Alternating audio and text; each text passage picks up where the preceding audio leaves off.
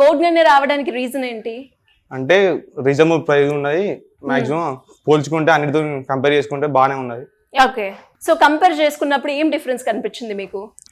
Join అయిన first day నుండే మనకు పోర్టల్ యాక్సెస్ ఇస్తారు, మనం అప్లికేషన్స్ ఏంటి డ్రైవ్లకు అన్నిటికీ అప్లై చేసుకోవచ్చు, అన్నిటికీ అవైలబుల్ ఫ్రమ్ ద ఫస్ట్ నుంచే ఉంటాయి.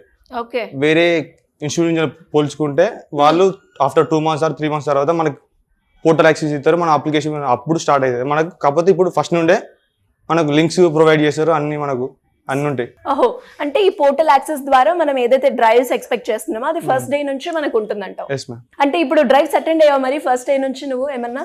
అప్లై చేసిన అటెండ్ అయినా మ్యామ్. ఎలా అనిపించింది? అంటే ఏమేమి నేర్చుకున్నావు నువ్వు? అంటే నేర్చుకున్నా అంటే ఏ రౌండ్ లో ఎలా మాట్లాడాలి, నెక్స్ట్ రౌండ్ ఎట్లా మాట్లాడాలి అనేసి నేర్పుతారు. ఓకే. అండ్ అలాగే మాక్ ఇంటర్వ్యూస్ ఇచ్చామా? ఓకే. డైలీ సండే ఉంటుంది.